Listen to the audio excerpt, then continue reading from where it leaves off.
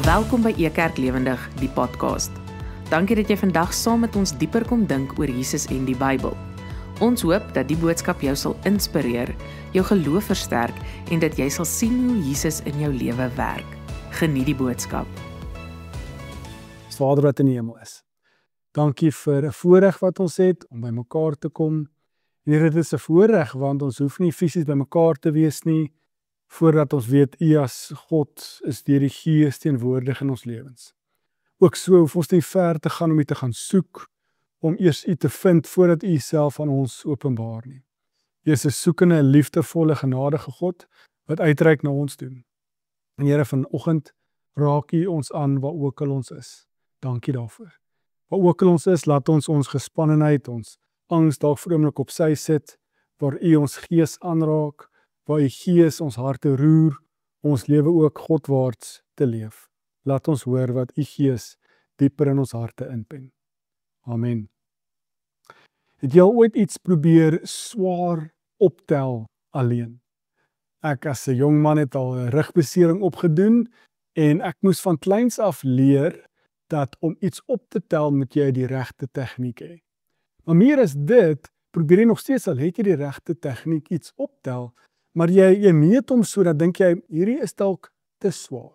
Maar kom ek probeer, miskien sal ek dit kan doen. Swaar voorwerpe of onderwerpe het eintlik altyd baie moeilike maniere om hulle vas te hou. En as jy hom dalk optel, is jy dalk spyt, jy het begin om hom op te tel, maar dan begin jy dalk deurkolf en sê, maar laat ek dan nou maar die pyn en lyding deurgaan om nou dit te kry waartoe ek dit wil vat. Hoe wonderlik sal dit wees as iemand net langs jou kan kom en jou kan help om die ander kant van hierdie voorwerp op te tel, om ons te help dra aan hierdie swaar voorwerp nie. Hoe sal dit nie wees in ons daaglikse lewe, in ons geestelike geloofslewe? Miskien sit jy hier vanoggend en jy voel hierdie swaar las op jou lewe. Jy het dalk 'n geestelike rugbesering opgedoen en jy dra hierdie swaar las, hierdie probleem, hierdie seer kry, hierdie swaar kry, en dit voel of jy al jou rug uit lid uitgedra het, dit voel of jy al jou rug beseer het, dit voel of jy spiere geskeur het, maar jy hou aan loop met hierdie swaar las wat op jou is. So wonderlik sal dit nie wees as iemand in die geloof kan kom of in die geloofslewe jou kan kom help om hierdie swaar kry en die seer kry te dra nie. Dit is 'n boodskap of 'n uitdaging of uitnodiging wat ek dink ons in vandag se tyd juis mee worstel. Ons lewe vandag in 'n baie of 'n super individualistiese lewe waar alles gaan oor myself. As ons kyk na sosiale media wat ons aandag soek, dan gaan dit oor hoe jy 'n beter weergawe van jouself kan wees. Dalk die konteks van Suid-Afrika waar ons is, begin ons ook meer en meer die tale gebruik van ons sal dit self doen. As ons nie iets op ons eie gaan doen nie, dan gaan dit nie voldoende genoeg wees vir ons. Dit gaan nie goed genoeg gedoen wees nie. Miskien is dit juis in vandag se tyd waar ons as gelowiges met hierdie vraag na God se woord toe kan gaan om te vra, hoe sal dit lyk as die Gees van God wat in ons is, ons na mekaar toe bring, na mekaar toe laat beweeg om saam mekaar se seer kry, swaar kry te help dra, sodat die Gees van God nie net vrug dra in my eie lewe nie. Want dis wat ons doen in ons godsdienstige individualistiese lewe. Dit gaan oor myself. Ek moet verbeter. Ek moet die vrug van die Gees, ek moet die gawes van die Gees hê. Ek moet dit doen, ek moet verbeter. Maar wanneer laas het jy aan iemand anders gedink in jou geestelike lewe?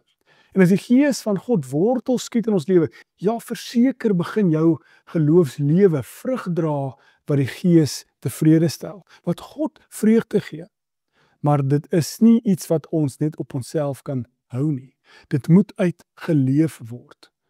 En vandag wil ek graag jou uitnooi om saam te kyk na Galasiërs 6, vers 1 tot 10, wat ons as geloofsfamilie, as gelowiges, as die huisgesin van God, juis help oor hoe dit sal lyk as die Gees van God wat in ons is, ons help om ook so die las van die lig te help dra wat Christus vir ons gegee het. Die lig wat Christus vir ons gevra het om sê, gaan wees lig vir hierdie wêreld. Is dit 'n swaar las wat ons wil dra? Wil ek eerder net my eie las probeer uitsorteer of is ek besig om in my geloof te groei net sodat God my las kan ligter maak? En wat is ons as gelowiges se doel? Nou ek nooi graag saam uit. Ek lees Galasiërs 6 en ek wil net die eerste vers lees vir nou, Galasiërs 6 vers 1. Myn liewe familie in die Here, partykeer beland iemand in een of ander sonde. As julle dit agterkom, moet julle wat in die Gees leef, so iemand reghelp. Doen dit met die sagtheid van die Gees self. Maar wees versigtig, maak seker dat jy self nie in dieselfde versoeking beland nie. Paulus begin in hierdie hoofstuk van die Galasiërsbrief half na die einde toe stap van sy brief. Dis hierdie praktiese toepassing van hierdie brief. Die hele brief handel oor opponente wat in die gemeente is en verwarring gesaai het met hierdie gemeente. Dit gesê, Christus is nie voldoende nie. Dit is nie die enigste manier hoe jy regverdig verklaar word nie, maar jy moet ook regverdig gehou word deur die wet te onderhou. So kom Paulus en sê nee, Christus, die kruis is genoeg. Ons kry 'n nuwe identiteit deur wat God vir ons kom doen het. God verklaar ons regverdig. Hy spreek ons vry om 'n vrye lewe te leef en dis dan Christus wat in die kruisgebeure hierdie leiband, hierdie las van die wet of van ons sonde afhaal sodat ons 'n lewe van vryheid kan leef. Boonop hierdie identiteit is ons nou ook genoem hierdie huisgesin van God. Die Gees van God is gegee en hy woon in ons deur sy Gees. Dis die teken, die merk wat ons dra dat ons die huisgesin van God is. Maar hoe leef die huisgesin van God dan met mekaar? Hoe leef ons as geestelike broers en susters met mekaar as dit kom by die swaar kry, die wêreld waarin ons leef? Nou Paulus begin, dit is so mooi te sê dat van ons wat in die Gees loop, wat natuurlik terugverwys na Galasiërs 4 vers 16, vers 18, vers 25, van loop agter die Gees aan, lewe deur die Gees, laat jou lewe gelei word deur die Gees. Dis ons as die kinders van God se roeping om te sê ons kies die Gees se roete. God se roete wat sy Gees vir ons bepaal. Maar nou, as ons dalk mense sien wat saam met ons in hierdie huisgesin van God woon, wat afdwaal van hierdie pad van God af, wat doen ons? Ons moet as gelowiges met 'n sagte gees mekaar terughelp op hierdie pad van God. Paulus sê onder andere in Galasiërs 5 vers 7 gebruik hy die beeld om te sê, julle was so volspoed aan die hardloop agter die Here aan. So die oefenbeeld is so mooi vir ons geloofslewe. Soos Eugene Peterson sê, it's a long obedience in the same direction. Van hoe lyk jou geloofslewe as jy agter die Gees aanloop? Dis om konstant te weet waar is God se pad. God se Gees herinner ons daaraan. Hy lê God se woord uit dat ons weet wat's God se pad. En soos ons loop op hierdie pad, is daar soms onbewustelike, geleenthede dat ons aftrap van hierdie pad van God af, onbewustelik, sonder ons te besef. En as jy 'n medegelowige so sien struikel, moet jy nie hom afskop van die pad af, of op hom trap om beter geestelik te wees nie, nee. Maar dis om in liefde, met 'n sagte gees, die persoon wat gestruikel het te help. So wanneer iemand afdwaal van die geespad af, van die geesloop af, van die lewe wat gelei word deur die Gees, dan moet ons ook met 'n sagte gees mekaar herstel. Nie met 'n geestelike trots om neer te trap nie, maar met 'n sagte gees om iemand op te tel. So met die eerste vers as roetekaart begin Paulus nou verder in vers 2 tot 5 en ook so vers 7 tot 10 vir ons wys hoe lyk dit dan nou prakties, hoe ons as gemeenskap, gemeente, familie mekaar met 'n sagte gees help as ons van die pad afdwaal. Ek lees vers 2. Laai mekaar so swaar kry en seer kry op julle skouers. So leef julle volgens die wet wat Christus vir julle gegee het. Kyk, as iemand dink hy is beter of belangriker as ander mense, terwyl hy eintlik niks is nie, is hy die een vir wie almal lag. Dan bedrieg hy homself.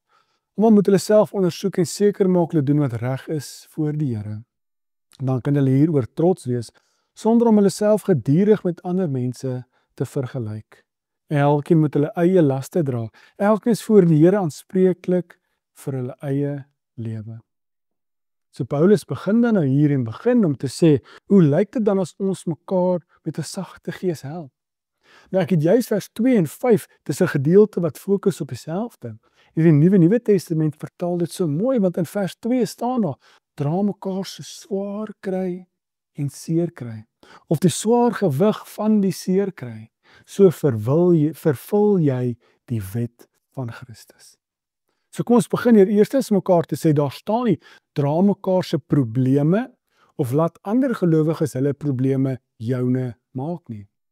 Miskien ken jy so iemand, miskien was jy dalk ongelukkig so iemand, wat 'n probleem het, dan maak jy dit 'n ander gelowige se probleem. Hy of sy moet jou probleem vir jou oplos. Dis wat Paulus sê nie, dis nie 'n geesvervulde loop nie. Want vers 5 sê, dra jou eie laste. Jy moet as te ware verantwoordelikheid vat vir jou eie struikel. As jy heeltyd konstant oor 'n klip van son in jou lewe struikel, hoekom het jy nog nie weggevat nie? Hoekom hou jy aan struikel? Vat verantwoordelikheid om die pad wat jy loop, nie af te dwaal van God se pad af nie. As dit onbewustelik gebeur, dan is die Gees daar, maar ook medegelowiges om ons te help om saam op hierdie pad van God weer te loop. Sodra die gewig van mekaar se seer kry, en die rede hoekom ons dit ook so kan vertaal, is dan so word die wet van Christus vervul. Dit is so mooi, want in die gemeente in Galasië fokus die opponente oor die wet wat deur God vir Moses gegee is en deur Moses vir die gemeentes, vir die volk gegee is. Maar ons as gelowiges volg ook die wet, maar ons kies die wet van Christus. Galasiërs 5 vers 14 het vir ons so mooi gesê, jy moet jou naaste lief hê soos wat jy jouself liefhet. Dit is die hart en die opsomming van die hele wet, sê Paulus. Ek kan dadelik dink aan Matteus 22 vers 37 tot 40 wat ek vir ons lees. Jy moet die Here jou God lief hê met alles wat jy is en het, met jou hele hart en siel en met alles wat jy dink. Dit is die wet wat bo aan die lys staan en die belangrikste is. Maar daar is 'n tweede een wat net so belangrik is. Jy moet liefde bewys aan ander mense wat oor jou pad kom, asof hulle jouself is. Hierdie twee wette is die pilare waarop al die ander wette rus, die betekenis vandaan kry. So hierdie hart of hierdie opsomming, hierdie hart van die wet, is so eenvoudig die wet van Christus. Christus het ons lief. As Christus my nie lief gehad het nie, het hy in die aarde toe gekom, om as 'n slaaf, as 'n mens gebore te word, in 'n voerbak gebore te word, om as 'n krimineel gekruisig te word, wat eintlik ons skuld, ons sonde, ons las op sy skouers dra nie. Deur Christus se vervloeking aan die kruis, maak hy my en jou vry. En as dit nie was vir liefde nie, het ek en jy nie vandag hier gestaan, en kan ons met die nuwe identiteit as kinders van God leef nie. So ons leef met die identiteit en ons probeer soos Jesus hierdie liefde nastreef. Ons probeer mekaar met liefde hanteer. Dink dadelik aan Kolossense 3 vers 13 en 14 om sag te wees met mekaar se mislukkings. Dit wat mense jou mee teleurstel, om sag te wees daaroor. Dis dit nie liefde nie. Dink dadelik aan die vrug van die vrug van die Gees ook, dat die liefde is hierdie kombers wat om dit als gevou is. Sonder liefde gaan alles net leeg wees. So, hoe kan ons mekaar se seer kry met liefde of 'n sagte gees ook, nê? Want liefde sal 'n sagte gees gee, help dra. Daar waar medegelowiges struikel, hulle sukkel om op te kom, is dit waar ons mekaar help. Dink dadelik nou aan die tyd waarin ons nou leef, as die Comrades nou onlangs realiteit, en dan was altyd vir so hartskuddend of ook so mooi as drawers kom en dan heel op die einde geel in en hulle mekaar help as drawers om weer oor die wenstreep te kom. Hoe dit lyk as ons as geloofsfamilie, huisgesin van God, met daai sagte gees, nie neerkyk op iemand nie. Nie dink jy is moreel beter of geestelik beter as hierdie persoon nie, maar om mekaar se seer en lyding te help dra, totdat hy of sy weer op sy voete kan kom, sodat die Gees van God ons weer kan lei na God se pad toe. So is jy besig om mekaar se swaar kry en seer kry te dra, nie noodwendig hulle persoonlike probleme of laste of skuld nie, maar om ons eie verantwoordelikheid te dra voor God, maar om ander mense se seer kry en swaar kry te dra. want dit is wat die hart van die wet vra. Dit is hoe dit lyk om liefde te leef. Ek lees vers 6 verder. Elkeen wat onderrig word in die woord van God, moet die leermeesters ook laat deel in die goeie dinge wat hulle self op hulle naam het. Hulle moet sorg dat daardie leermeester daarin ook kan leef. 'n Gedeelte wat dalk uit plek uit mag voel, maar as ons 'n plaas bring die groter gedeelte van hoofstuk 5 vers 13 tot 6 vers 10, dan beteken hierdie swaar kry of hierdie met liefde omsien na medegelowiges, is daar ook 'n materiële komponent, as ek so kan stel, 'n finansiële komponent om ook medegelowiges te help daar waar hulle swaar kry. So vir mekaar te sorg is geestelik, maar ook prakties, want ons is 'n geloofsfamilie. Dan sluit Paulus af in vers 7 tot 9. Moenie julleself bedrieg nie. God verdra dit nie dat hy bespot word nie. Alles wat mense saai, dit oes hulle ook. As mense hulle lewe in die landery van sonde saai, sal hulle lewe van sonde en ewige vernietiging oes. Maar as mense hulle lewe in die gees saai, sal hulle uit die hande van die gees die ewige lewe as oes ontvang. Kom ons aan om goed te doen. Kom ons raak nooit moeg hiervoor nie. As ons nooit hiermee ophou nie, sal ons op presies die regte tyd die vrug op hierdie oes geniet. Lees vers 10 ook, ons het nog tyd oor om goed te doen aan almal. Maar bo alles, moet ons goeie dinge doen aan almal wat deel is van die huishouding van die geloof. So 'n tweede gedeelte wat vir ons hierdie verantwoordelikheid gee as geestelike geloofsfamilie. Hy waarsku dan ook om te sê, God verdra dit nie dat hy bespot word nie. Nou wat dit beteken is, as ons nou op hierdie geespad loop, jy kan kies, leef ek volgens hierdie saailand van die gees, of gaan ek kies om volgens die saailand van die vlees, soos in Galasiërs 5 sê, of kies om te leef in die saailand van ons sondige begeertes. Dit help nie jy is maandag tot donderdag of sondag tot donderdag in die saailand van die gees en jy laat toe dat die gees van God in jou is, wortel skiet en jy probeer op hierdie pad van God agter die gees aanloop nie. Maar op Vrydag en Saterdag, dan gaan kyk jy wat gaan aan daar in die saailand van die sondige begeertes. Van ons agter ons sondige begeertes aan, kies om te loop. En dan kom ons Sondag terug. Maar God is ons genadig, hy is ons goed. Hy sal ons weer toelaat op hierdie pad. Hy is goed, hy is genadig. Maar as jy die harde woorde van Paulus, julle spot God as julle dit so doen. Dietrich Bonhoeffer het gesê, ons maak God se genade goedkoop as ons kies om so te leef. Want of jy kies volledig om volgens die gees te leef en jy saai dan ook in hierdie saailand, of jy kies om volgens die sondige begeertes te leef.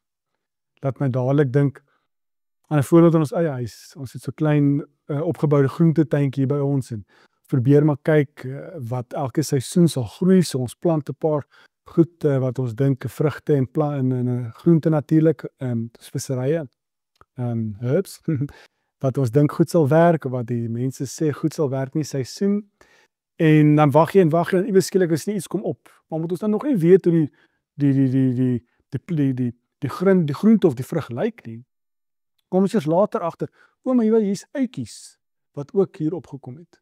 Nou dit is my vrou se doring in die vlees, uitjies in ons tuin, want dit is net daar en dit was daar voordat ons die huis gekoop het, voordat ons hierdie groentetuin gemaak het, dis die uitjies daar en hulle skiet praste ware elke seisoen nuwe plantjies op.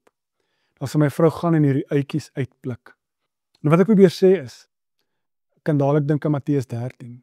Ons kan kies om in die saailand van die gees te leef en ons saai in die saailand van die gees. Ons kies om die vrug van die gees te laat oes as ons daar klaar geleef het. Maar as jy in die sondige begeertes gaan leef, dan gaan daar dalk uitjies ook opkom in hierdie lewe van jou. En soos Matteus 13 sê, gaan dit natuurlik oor die saad wat ons saai, maar ook oor die grond waarin ons saai. So as ons loop op hierdie pad van God, dan kies ons om in hierdie saailand te bly. En ja, die hemelse Vader wat goed is en Christus wat ons vry kom spreek het al hierdie uitjies kom uithaal uit ons lewe uit. Sodat ons kan aanhou kies om te leef agter die lewe van Christus aan, agter die gees aan. En ja, daar gaan nog nou en dan 'n uitjie of 'n onkruid opkom. Maar as ons dit uittrek en nie toelaat dat dit oorneem in ons lewe nie, dan bly ons mos nou op God se pad. Dan kies ons om volgens God se roete te leef. Dan is vers 9 en 10 vir my so hierdie mooi opsomming. As ons mense reghelp met 'n sagte gees, ook so deur die liefde van God, dan kan ons nie anders sê as om te sê, doen goed aan almal nie. So is belangrik om te sê, hou op, moenie moeg raak om goed te doen nie. Soos dat ons die wedloop hardloop van die geloof, moenie moeg raak hier op die einde en dink jy wil nie meer goed doen nie. As ons dink aan goed doen, dan is dit 'n kern van ons geloof. Dink dadelik aan Paulus 2 Korintiërs 8 vers 5 wat hy sê dat gelowiges hulle self eers aan God gegee het en toe daarna aan mekaar, want dit is die wil van God. So aan mekaar goed te doen is die wil van God. Efesiërs 2 vers 10 sê dit so mooi, ons is God se meesterstukke, geskape, gemaak, gevorm tot goeie werke. God, die skepper van die hemel en die aarde, van my en jou, het ons herskep deur hierdie nuwe lewe te gee wat beheer word deur die Gees. God se vingerafdrukke is gemlos, agtergelaat op ons lewe. En die Gees van God is hierdie vingerafdrukke. En die Gees van God is in ons. Die Gees van God laat toe dat hierdie goeie werke wat God is, wat die Gees deur ons doen, laat 'n realiteit word. So kan ons die lig dra vir die wêreld. En die lig dra vir die wêreld is juis om met 'n sagte gees, met liefde, goed te doen. Eerstens aan almal wat langs jou sit by die werk, op pad werk toe ry, mense in die taksies, mense waar ook al jy is. Maar natuurlik ook, soos hy sê in vers 10, aan die medegelowiges, die huisgesin van God, saam met wie jy deel vorm van 'n geloofsfamilie. Mag ons vandag besef dat Christus vir ons hierdie las kom afhaal het van ons skouers af. Die las is nie meer swaar nie, dis lig. Want Christus het dit van ons kom afhaal, dat ons nou vrygespreek is, regverdig verklaar is, dat ons 'n vrye lewe het. So die las van sonde maak ons nie meer struikel nie.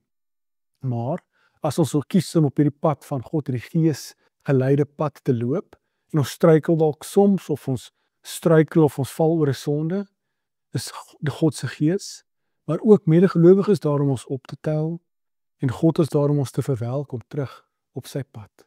Mag ons nie met God spot, om op sekere tye kies om van God se saailand af te loop en te gaan kyk wat se oes word gegooi daar op die saailand van ons sondige begeertes nie. Maar mag ons elke dag oefen om konstant met 'n dissipline en 'n selfversekerdheid, 'n selfgedisiplineerde lewe, elke dag dieselfde pad te doen en vir mekaar te vra, hoe kan ons onsself opmeet teen onsself, nie teenoor 'n ander gelowige nie. Maar hoe kan ons vra as ek vandag 'n beter weergawe wat God my gemaak het om te wees, as wat ek gister was? Dan kyk ek met liefde en sagtheid na ander mense, want ek besef ek is ook 'n werk in proses, 'n work in progress. Mag ons toelaat dat God se Gees aan ons werk, ons skaaf en skuur, terwyl ons hierdie geespad besig is om te loop. Kom ons bid. Here, dankie vir die geleentheid wat ons het om te besef en net weer eens opnuut te ervaar hoe goed U is. Here, ons verdien nie goedheid nie, ons verdien nie die vryheid wat U ons gegee het nie, maar help ons dat ons hierdie identiteit as U kinders van God kan leef. Die Gees wat gedeponeer is in ons lewe, laat ons toelaat dat die Gees ook deur ons leef. Vir ons kies om agter die Gees aan te loop, om agter die pad aan te loop wat U vir ons sê ons moet loop, wat ons kies ons wil loop. Laat ons die geesvervulde lewe probeer leef agter U pad aan. Pad aan wat ons elke dag opstaan en kies om te loop. Here, as ons dalk struikel of as ons 'n medegelowige sien wat struikel, laat ons hulle nie aflag of dink ons is beter as hulle nie. Maar laat ons mekaar met 'n sagte gees en met liefde terughelp op die pad. Mag ons net onsself vergelyk met onsself en in die hemelse spieël inkyk om te vra, hoe kan ons verbeter? Hoe kan ons toelaat dat U Gees ons ook weer herskape, vorm, skuur, dat ons hergetransformeer word om met die weergawe te wees wat U ons geskaap het om te wees. Dis nie onsself nie, maar dit is U wat die Gees vir ons gegee het en is deur die Gees wat U dit doen. Here, dankie daarvoor. Laat ons ook met 'n sagtheid van gees en met liefde in ons harte aanhou goed doen. Mag ons nooit ophou om goed te doen nie, aan alle mense, maar ook so boonbehalwe aan dit, aan die mense wat saam met ons as u huisgesin, as u kinders, as geloofsfamilie leef. Vra dit in u groot en heilige naam alleen. Amen. Dankie dat jy vandag saam gereis het. As die boodskap vir jou iets beteken het, stuur dit gerus aan ander. Om meer uit te vind oor Ekerk, besoek ons by www.ekerk.org. Tot volgende week. Ekerk, Jesus sigbaar, voelbaar, verstaanbaar.